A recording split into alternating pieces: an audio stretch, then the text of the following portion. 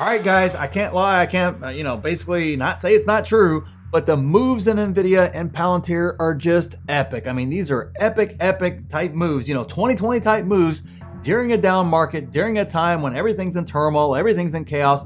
These stocks are just absolutely crushing it. So as promised in a previous video, let's talk about what to do if you want to actually buy these stocks. Basically, you wanted to build out a position, but your position isn't full yet, or you want to start a position in these stocks and man, they just went on a completely epic run. I mean, should you buy at these sky high prices? And what happens if everybody starts selling? I mean, should you be the guy that's on the other side buying those shares? So let's talk about all that today, right after you gently tap that like button and consider subscribing too. It's super easy to do if you like the truth without the hype. Now, the group was just gobbling up shares in the $6 and $7 range in Palantir. And when NVIDIA went under $200, the folks in our group who were really into that were just gobbling up shares like there was no tomorrow. That included AMD and a bunch of other stocks at that time. And you would have seen all those buys in real time if you were a part of the group. So make sure you take advantage of the Memorial Day sale that's going on right now for the Market Insiders private group, where you get access to all those buy and sell alerts in real time. You get my watch list with price target. You get 5 free courses you can take, the best Discord out. You get access to me anytime on the Q&As. You can slide into my DMs if you want. And we have a stock analyzer tool coming to the group that's going to be completely free for members to use. So check out the pinned comment and see if a membership's right for you. All right, and speaking of my group,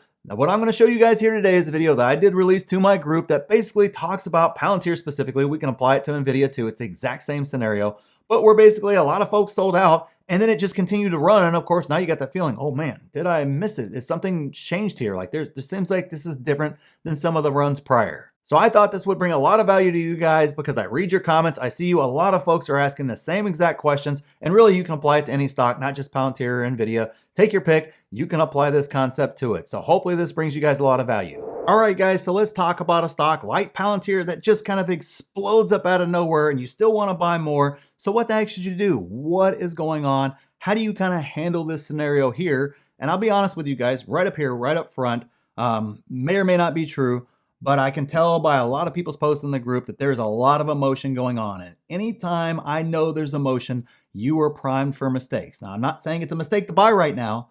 What I'm asking you is what is driving your decision? And if it's that FOMO feeling, and same thing, hey, Palantir's on this great run, right? It went from basically, you can get it in the 7s just a few weeks ago, maybe a month ago or so. Now all of a sudden you're looking at 12, almost a double up. My question is always back, what prevented you from buying in the 6s and 7s? We've been able to buy in that range, off and on for more than a year now almost, or getting close to more than a year now. And what prevented you from loading the boat all those previous times? And my guess is usually it's emotion, right? It's somebody said something on YouTube, YouTube freaked out. Maybe there were some other things, just fear in general of the markets. Whatever it was, the point was emotions drove that decision. And now emotions are driving your decision because it feels like it's just on a rocket ship and it's just going to go up, and away. And the reality is we don't know anything that's going to happen in between. So we have to do things to eliminate the emotion in the first place, right? That's why I say valuation and plan is so important, because in the end, stock price movement is totally separate from valuation and plan. And one creates emotion and the other one is designed to take emotion out of the equation. That's what the design of a valuation and a plan is to take emotion out of the decision altogether, because emotions mess us all up. All of us are primed to them. Doesn't mean I don't have them. However, I always know, always, and it happens, guys. You get that feeling in your gut or in your head or whatever it is. We all get it.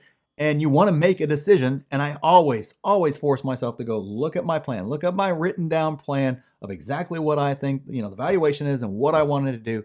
And then I make a decision from there moving forward. And typically that helps me gauge any sort of emotion that I'm feeling. And I come back to much more of an analytical approach to my decision making with that stock. So let's go back to, what did you have fair value for Palantir at in the first place? And secondly, whatever number that is, again, it's going to be different for each one of us. There's not one number, and that's the fair value for Palantir. I wish stocks worked that way, but they don't. Your number is going to be completely different than mine. Some people, their fair value is $6. Some people, their fair value is $20, and everywhere in between. So where is that fair value for you? And then what was your plan whenever it got down to that fair value? So if your fair value, we'll say it was $15, $12, whatever, pick the number, okay, let's say it's 12. Right now we're right around $12. What was your plan when it was around $12, when it was 20 and it was going down? What was your plan whenever it hit that 12? Was it to buy? Was it to sell? Was it to buy more? what was your plan with that? Or vice versa, if you think it's, $15 is fair value, you're still below fair value for that stock. So at that stage, what was your plan to add whenever it got to fair value or below fair value? Clearly your plan wasn't, hey, I think fair value is 15, but my price target is 6. Maybe it was, then that's your plan. It's not at 6, so don't buy it. But if your price target was, your fair value is 15, you move your price target down to 12, at that stage, you've done the work. There's your answer to your question right there in regards to should you buy or not. Now, that doesn't mean it's not going to dip. That doesn't mean it's going to, continue to rocket up to 20. Nobody knows. Clearly, nobody knows. Even, I'm not going to, certain YouTubers who like to trade a lot now have made some very bold calls, and they've gotten some of them right. They've gotten a lot of them wrong, and that's why trading's so hard in the first place. Great. They made a trade. They made money. Awesome. We're not trading. We're long-term buy and hold investing. And the reality is if you're looking out at this stock, and I saw some of you guys posting, hey, I think this is a $25 stock in a year, in 2 years. Okay, what's the problem with buying it at 12 then and doubling up your money in 2 years? That's kind of my question. Now, it doesn't mean in the short term you won't be down, and I got a different video coming on that in regards to how to deal with when you're down, but that's not the point. The point is you're looking forward, not backwards. Don't let what happened in the past deter you from buying a stock in the future, or I guess not in the future, but in the present. And let me give an example of this to where this gets you burned. And this is why traders, I don't trade, and why they get burned so often, and why trading is just hard. There's a reason why, I don't do it. It's because it's freaking hard. And here's the example right here. When Meta got down in the 80s, when it ran up to 120, we'll say, Meta got down in the 80s, got to about 120 or so. That's the same run Palantir just had in terms of percentage. Okay, so if you put the same amount of money into Meta as you did in Palantir, back in the 7s, and it's run up now to where Palantir is currently, and Meta ran up to 120, that percentage is the same. You made the same amount of money at $120. Look at where Meta is now. What, 240, 250, something like that? Well over 200, on its way to 300. Okay, see where I'm going with that?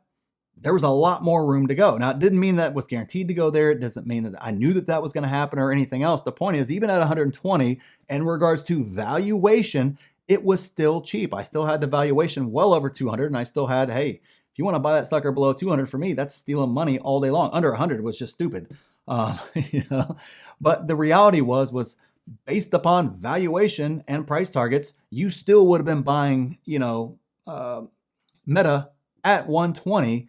Nobody knew where it was going to 200. Nobody knew it was going to 240. Nobody knew any of that sort of things. And it had just had a 40, 50% run. That's a great run. That is when traders should start taking profits. It just didn't happen in that particular instance, and it continued to go. Just like the current traders were all, hey, it gets up around 10, I'm selling. Great, now we're up around 12. You missed out on an additional, depending upon where you bought stock at, additional 20, 25% or so. An additional $2 move in that stock, which is a lot of money on a smaller stock like that in terms of price, not valuation. I'm sorry, not market cap or anything else like that. That's the reality of that sort of game. And that's what you are facing in regards to the stock. Now, that doesn't mean at 12, it's not at fair value or overvalued, and it's as undervalued as Meta was back then. But the feeling that people had was exactly the same. Does that make sense? The narrative was exactly the same. Oh gosh, I don't want to buy at 120. It's going to pull back. All the traders are all on YouTube saying it's going to pull back. All the market experts on TV are all saying it's going to pull back, and it didn't. Now, that doesn't mean Palantir won't pull back. I'm just telling you the emotion and the thought process is exactly the same. And the reality is you don't know if it's going to run up. You don't know if it's going to fall back down to $8, $9. Who freaking knows? I hope that it does fall back down to $8. I will happily buy again and again and again. I bought all the shares I want. I'm into bonus shares. But if you want to continue to just give me stupid prices on a great company that's, turn the profitability corner, getting ready to go to the S&P 500, I'm going to continue to take advantage. But that's because I took advantage at the first place. And it doesn't mean it's still not a great deal right now. Just I have a full position, and therefore I can focus my, kind of my spending in other areas for right now. But if you're trying to build out a position, my question to you is, what is your valuation? Where do you see it in, next year, 2 years, 3 years from now? And then also, where is your price target in regards to that valuation? Where is the stock at in regards to that valuation? And what is your plan whenever it hits that number? If you haven't done all it yet, go ahead and sit down and do that, but do it without emotion. If the stock was sitting at $20 right now, would you be happy to buy it at 12? My guess is probably, yeah, you'd be extremely ecstatic to buy it at 12, of course. So it's kind of, you can't let stock price dictate your plan, your actions, and what you do with the stock, because the stock action can be all over the map, up and down, right? That's what the stock action down, the fear is what prevented you from buying, and the stock action up is what is preventing you buying a stock that's fair value. You know, Meta was the best example of that one, to where people were asking me, should you buy at 120? I'm like, well, to me, that's a steal still. But I can't tell you from a trading standpoint, or that a 40-50% run in just a few weeks isn't ridiculous either, and it may pull back. The reality is I didn't know what the heck the market was going to do. I just knew it was undervalued, and if I needed more Meta stock and I wasn't just buying bonus shares, I would have bought more. I'm in a very, very different spot. If I was still looking to build out a position, that's still a great cost, you know, a great price to build that position out at. So those are all things that you got to take into account. You've got to look at your plan. You've got to look at that valuation, more importantly, and your price target. Do all of that without emotion. If you've got to write it out, set it down, put it to the side, look at it the next morning, you know, whatever you have to do to take as much emotion out of that decision as possible, and then execute to it, and understand you're probably going to be down. This is just reality of the stock market, right? I rarely buy a stock and then the next day it's up and it continues up forever. It just never seems to happen to me. That's just part of investing. It doesn't make a difference. If it's a $25 stock and you buy it at 12 and it dips down to 10 or down to 8, okay, cool, buy more. And then when it eventually hits that $25 mark, you'll be glad that you bought it out of that point. Again, trying to time the bottom or trying to time the next move is just simply market timing, which nobody can do with any degree of accuracy. You might be right this time that it's falling back to 8. You might be wrong, like you would have been with Meta if you thought it was going to fall back down under 100 whenever it hit 120.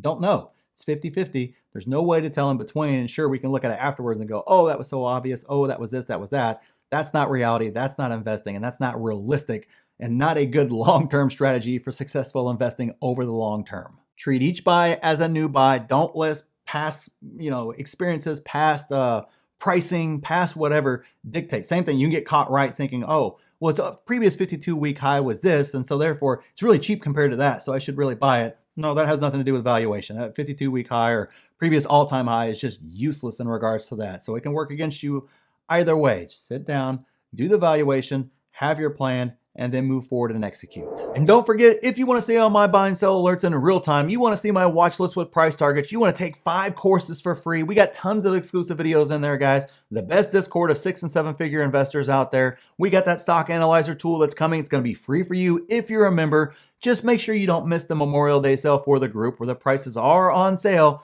And honestly, once the stock analyzer tool gets up and rolling, I'm going to have to raise the price, guys. So it's definitely coming. So take advantage of it right now. You get to keep your price for life. Not going to raise on you no matter what happens in the future. You get your price for as long as you stay a member. So check out the pinned comment down there and see if it's right for you. And click here if you want to see the 3 stocks that I'm currently buying right now. And click here to see exactly what my plan is for this market. So thanks for watching, and we'll see you in the next one.